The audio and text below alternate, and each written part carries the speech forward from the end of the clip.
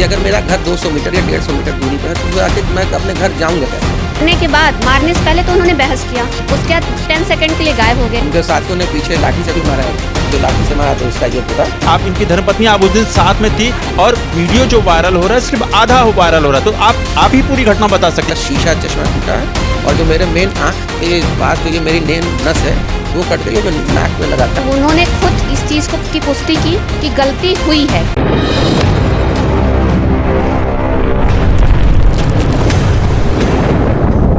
अभी हमारे साथ अधिवक्ता शिवा प्रताप सिंह जी हैं। आप बीते पिछले हफ्ते यानी शनिवार को शाम को इनके द्वारा मतलब इनके साथ जो है वो पुलिस की एक घटना होती है।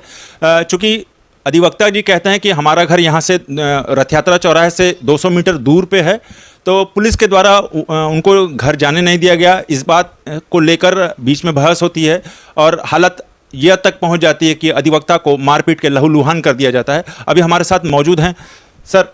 जिस दिन ये घटना हुई वो उस दिन घटना का क्या स्वरूप था कि उसकी अब सोशल मीडिया पे एक दूसरी वीडियो दिखाई जा रही है जो कि उसका पूरा पार्ट नहीं है, ऐसा कहा जा रहा है लोगों के द्वारा। तो हम ये आपसे जानेंगे कि उस दिन पूरी घटना क्या हुई, विस्तार से बताएं। पूरी घटना उस दिन ये है कि हम अपने पत्नी के साथ लक्ष्मी जी का दर्शन करके और उसके अगले दिन जुतिया का व्रत जैसे हम लोग के हिंदू समाज में होता है तो माला वगैरह गुथवा के आ रहे थे। उसी दिन संजोग से 4 बजे के आसपास पानी काफ़ी अधिक बरसा था और जो रेन वाटर जो निकलने का ड्रेनेज बना हुआ है वो सब ब्लैक फ्लो कर रहा था। तो गुदौलिया से लेके इधर लक्सा तक का पूरा पानी गुरबाग वगैरह तक आ गया था। तो गुरबाग से 2 व्हीलर का निकलना संभव नहीं था। अब चूंकि आप जानते हैं कि आप पैदल भी अगर आए होंगे तो नाप सकते हैं कि जो मेरा घर है ये रथ यात्रा चौराहे से ही आ सकते हैं। जैसे कि मैंने पहले भी बताया कि गुरबाग रास्ता बंद था और कोई दूसरा रास्ता नहीं था। चूँकि जाम भी था तो पूरा उषा गुप्ता वाला भी चौक था। हमने उन्हें 2 बार 3 बार निवेदन किया कि सर मेरा घर यहीं पे है, मेरा चैम्बर भी है, मैं पेशे से अधिवक्ता हूँ, हमें आप जाने दीजिए, मेरे घर में बच्चे हैं, बूढ़ी माँ है। तो बात होते होते और वो कुछ भी सुनने को तैयार नहीं थे।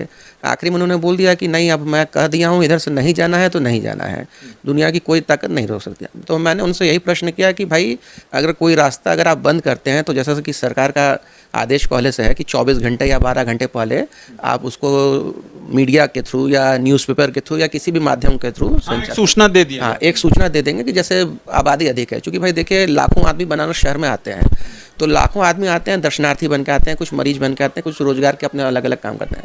लेकिन जो शहर के मेन रहवासी हैं उनके समस्या भी जाननी चाहिए कि भाई आप कभी एक दरवाज़ा बंद कर दे रहे हो, कभी दूसरा रास्ता बंद कर दे रहे हो। आखिर जहाँ आप बंद कर रहे हो उसके अगल बगल वालों को या तो कोई पास जारी करिए या तो उनको अलग से सूचना दीजिए कि भाई इस रास्ते से आपका जाना मना है। तो आप बिना सूचना दिए, बिना कोई पूर्व सूचना दिए अगर कोई रास्ता बंद कर देंगे तो आखिर मैं खुद ही प्रशासन से शासन से यही पूछना चाहता हूँ कि अगर मेरा घर 200 मीटर या 150 मीटर दूरी पर है तो आखिर मैं अपने घर जाऊँगा कैसे? यही बात होने लगी। तो बात होते होते फिर दरोगा जी अपने आपे से बाहर हो गए।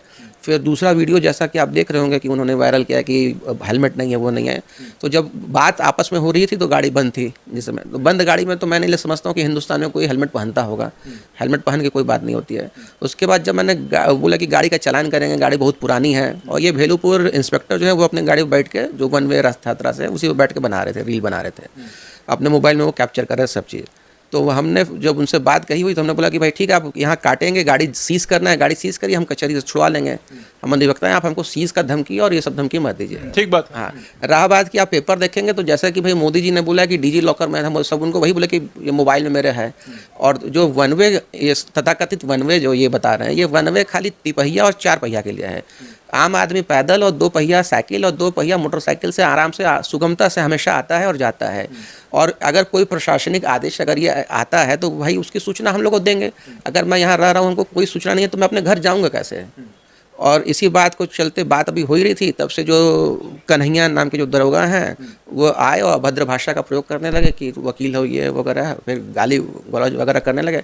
और जब मैं उषा गुप्ता की तरफ जाने के लिए मैं जब तैयार हुआ हेलमेट पहन के, तो कुछ लोहे का सामान, फाइटर टाइप का सामान आके और हेलमेट के अंदर ऐसे मारे। तो जो शीशा में मारा ये कन्हैया करके उनके पास ऐसा कोई हथियार था?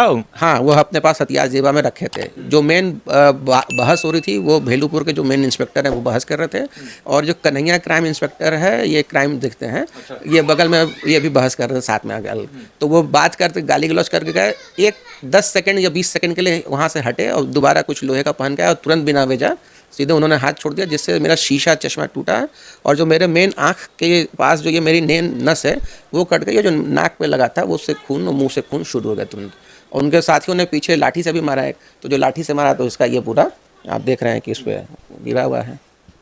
हम दर्शकों को बताना चाहेंगे लगभग 5 से 6 टाके लगे हैं। पुलिस के बारे में अगर हम बात बताएं, ठीक है, अगर नियम कानून का हवाला देते हुए अगर उनको जाने को नहीं दे रहे तो आप गाड़ी चालान कर सकते थे या किसी भी कानूनी रूप से सहारा ले सकते थे। किसी भी तरह का मारपीट का नौबत नहीं आना चाहिए था, क्योंकि ये एक आम जनता के रूप में भी देखे जाएंगे। और अधिवक्ता तो मान लीजिए बाद में उन्होंने अपना परिचय दिया। अभी हमारे साथ अधिवक्ता जी की पत्नी जी हैं, हम उनसे भी जानेंगे। मैडम, उस दिन चूंकि आप इनकी धर्मपत्नी हैं, तो उस दिन क्या पूरी घटना हुई और किस तरह से पुलिस का रवैया था या इनके द्वारा क्या किस तरह से बातें हुई, वो हम आपसे विस्तार से जानें। सर वो तो पुलिस तो अचानक से एग्रेसिव हो गई, उनमें कोई कंट्रोल ही नहीं था। भाई आप पब्लिक सर्वेंट हैं, पब्लिक की सेवा के लिए हैं, उसकी रक्षा के लिए हैं, आप रक्षा की जगह उसको मारपीट करके भक्षक बन रहे हैं, ये तो आपका तरीका नहीं होता है ना। आपको सरकार ने को पब्लिक की सेवा करने के लिए आपको अपॉइंट किया है, तो ये तरीका आपको पब्लिक के साथ ट्रीट करने का अधिकार सरकार ने आपको नहीं दिया है। जो आपको अधिकार दिया गया है आप उसका उपयोग कीजिए ना, जो आपको नहीं दिया गया आप उसका उपयोग नहीं कर सकते हैं, और ये करना कानूनन अपराध है, जो आपने बहुत सफाई से कर दिया।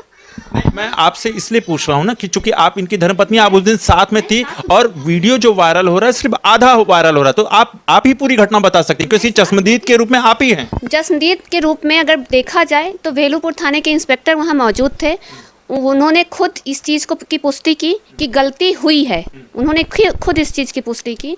और एक बाइक पे बैठ के एक दरोगा जी वीडियो अपने फ़ोन में बना रहे थे। मैंने बोला भी कि आप वीडियो क्यों बना रहे हैं फ़ोन में, ये तो गलत है, जब कैमरा लगा हुआ है तो वीडियो तो नहीं बनाना चाहिए आपको, तो हमेशा बनता है, इसमें कोई वो नहीं है। उन्होंने ऐसा रिप्लाई किया।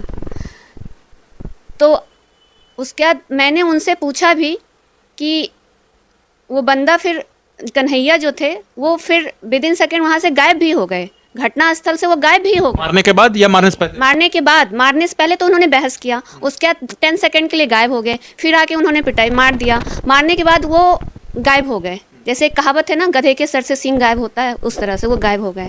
मैंने वेलुपुर थाने के इंस्पेक्टर से 4 बार 5 बार पूछा कि वो बंदा कहाँ है, तो उनका जवाब यही था, यहीं कहीं होगा, जाएगा कहाँ। और ना हमें कुछ पुलिस सहायता मिली, उस घटने के बाद भी कह रहे हैं कि आप हमें तहरीर दीजिए तब आपको सहायता मिलेगी। चूंकि हम आपको दर्शकों हम आपको बताना चाहेंगे, चूंकि जिस तरह से अधिवक्ता जी कह रहे हैं कि हमारा घर कहाँ पे था और किधर जाना चाह रहे हैं, मैं आपको बता देता हूँ।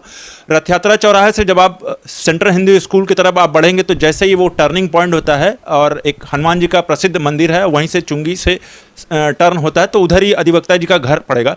अब आप बताइए कि अगर कोई किसी आम आदमी को भी अगर जानना रहेगा तो वो किधर से जाएगा?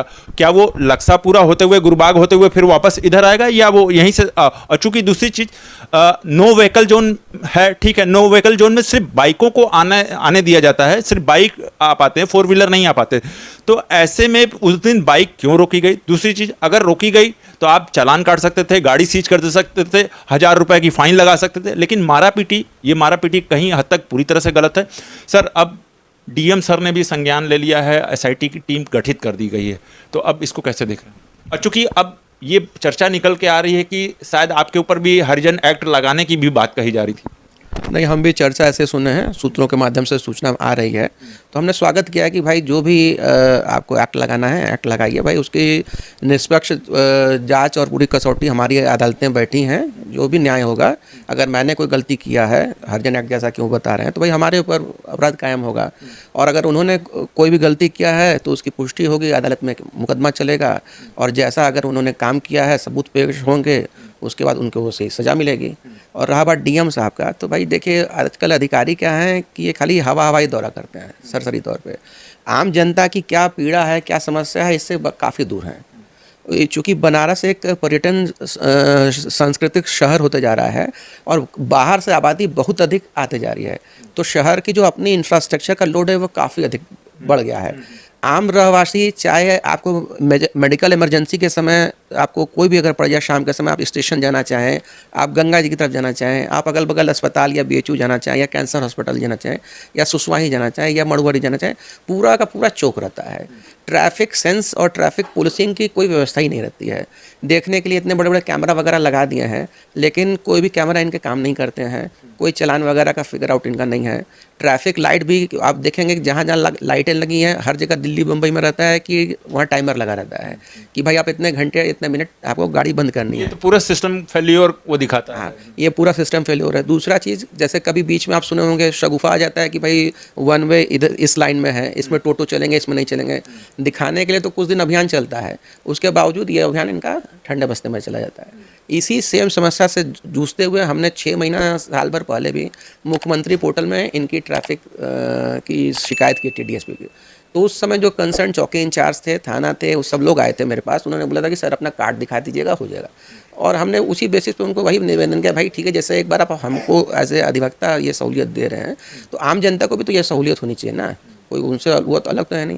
तो अगर आप वन वे ट्रैफिक के लिए कर रहे हैं, तो भाई जो अगल बगल के घर वाले रहते हैं उनका भी ध्यान हमेशा रखना चाहिए कोई भी नियम बनाने के लिए।